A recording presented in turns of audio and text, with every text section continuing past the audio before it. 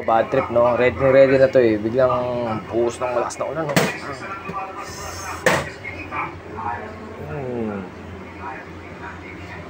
Up, man.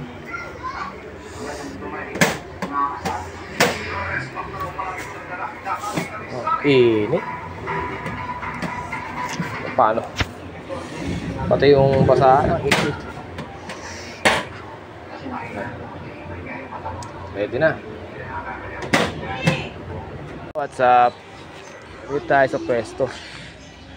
Ayun, masama ang panahon ngayon, no? Basta ang ulan. Lalakas, mawawala, lalakas, mawawala. Tayo sa pwesto natin.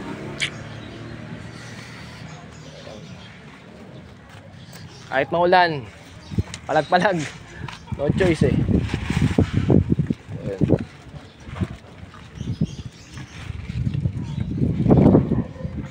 Sana kahit ganito yung panahon makaubos tayo. Kahit di man makaubos, kahit basta ano lang, makabenta, okay na yun. So yun. So ready na yung siomai natin.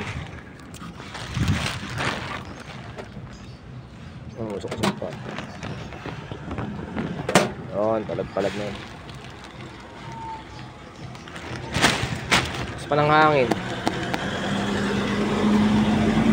So update tayo mamaya. Punta tayo naman ng ulan. Siyempre basa. Siyempre basa tayo. Ulan eh.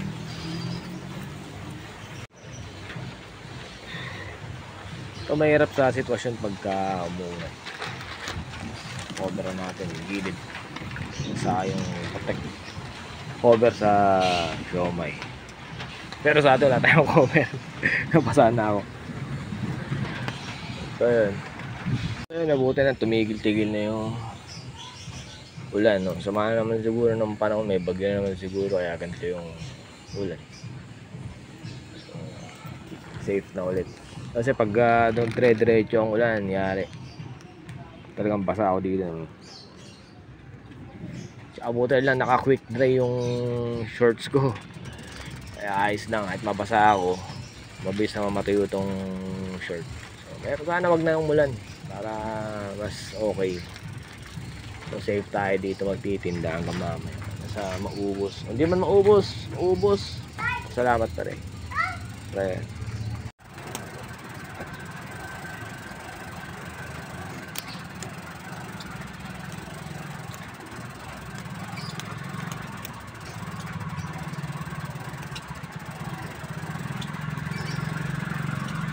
Lumambon-lambon na naman.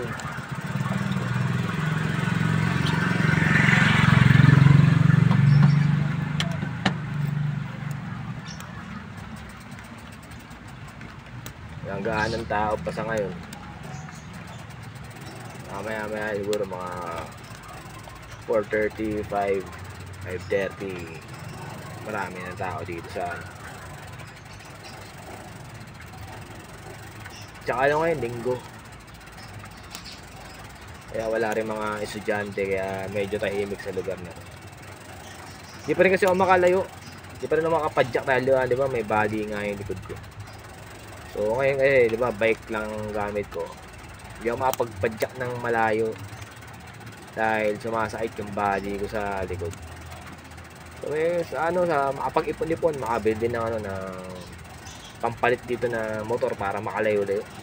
So sa makalabas ako sa subdivision, mas maganda ang income dun.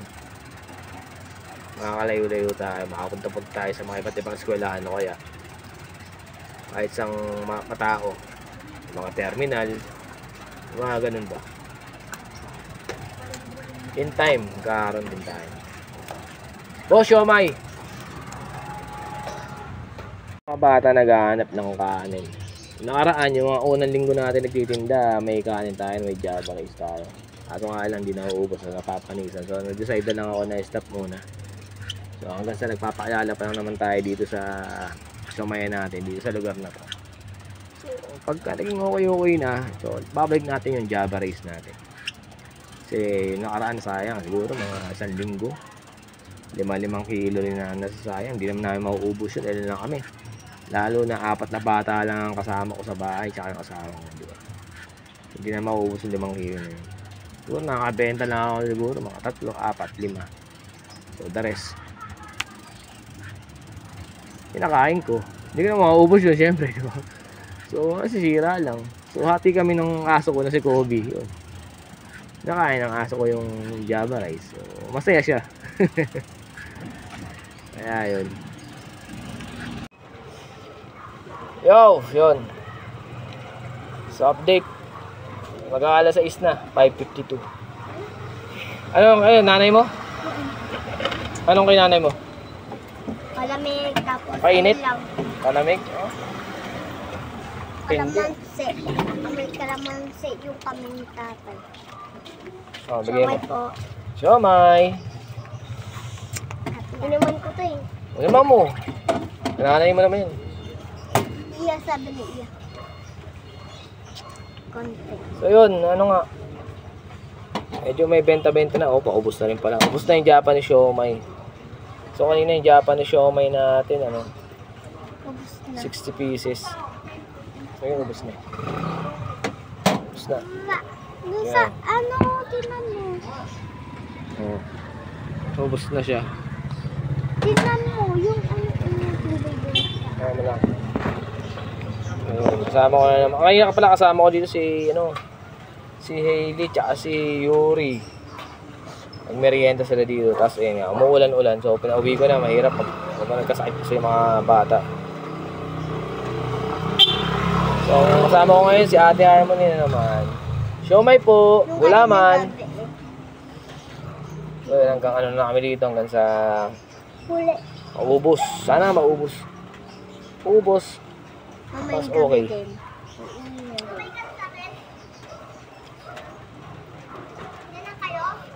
Ito lang kami. Paano? May ano ka, telepono? Siomay.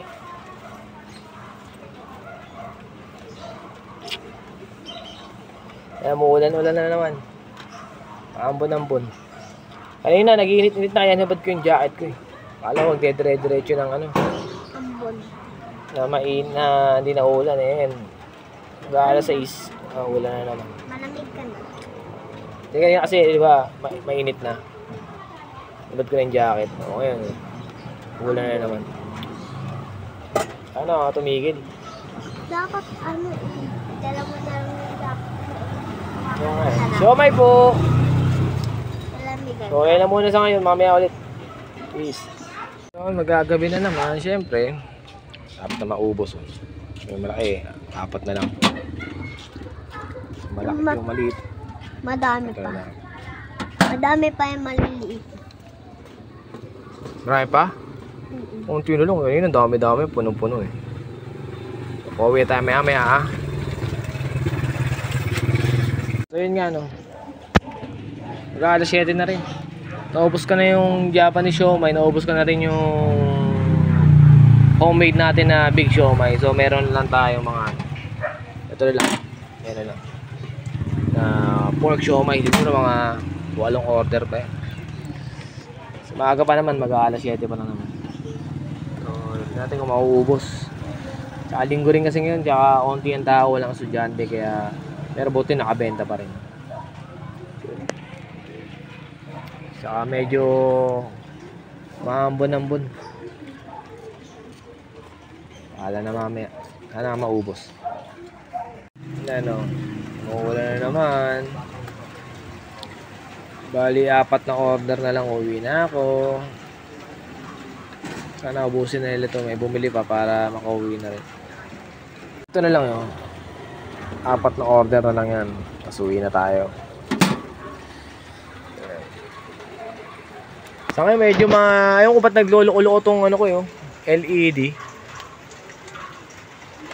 Kaya bumili ako sa Shopee ulit ng isang solar para ilalagay ko dyan sa ibabaw. Pero ang ano na yun, malakas na ilaw na talaga yun. Panlaban na yun. Pandiinan ba? So yun nga. 4 na order na pa uwi na rin tayo. So anong oras na kasi 7:30 na rin. Ang dilim na dito pag ganitong oras, no. Pag walang mga posting LED, solar, madilim.